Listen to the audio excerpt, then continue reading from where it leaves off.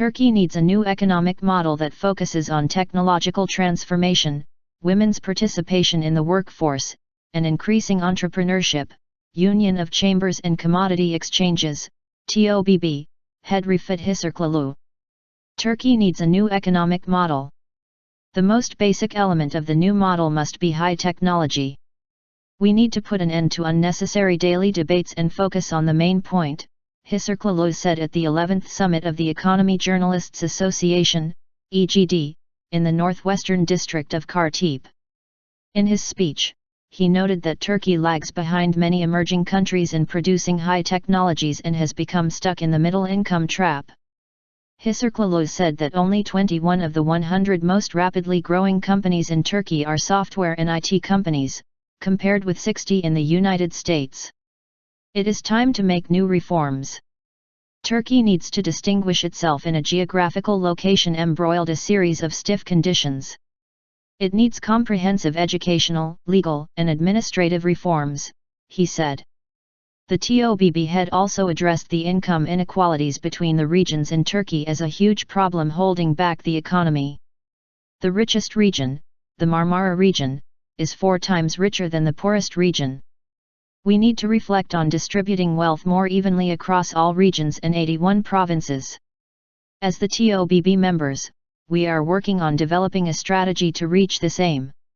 Turkey cannot become wealthier only on what the Marmara region produces. We need all regions to be mobilized, he said.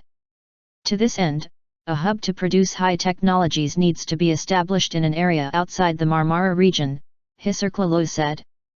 We must not wait for the flow of investment to the eastern and southeastern regions only by the public sector. The role of the state must be to build the required infrastructure to lure the private sector to these regions to make investments, he said. Hisarcıklıoğlu also stated that he and TOBB representatives met with Deputy Prime Minister Yalçın Akdoğan to discuss the economic ramifications of the peace process. If there is no peace, there will be no trade, and if there is no trade, there will no wealth. According to research, the most hopeful province for the future was the eastern province of Batman by around 90% last year, thanks to the signs of peace in the region. Batman was followed by the eastern province of Diyarbakir with 82%, the southern province of Gaziantep, the northwestern province of Kocaeli and the eastern province of Bingöl. So what the peace process brings is of crucial importance for our country, he said. Turkey is expected to reach around $13,000 income per capita by 2020 with an average annual growth of around 3%. However, Hisarcıklıoğlu suggested that if a new story is written in the Turkish economy through reforms, these figures could increase to $17,000 at around 7% growth.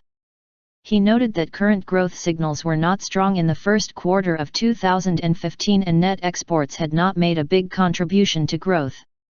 But Turkey still continues to grow. Unemployment is still a problem, but the private sector added 1.1 million new jobs in 2014. This figure is really good, Hisarcıklıoğlu also said.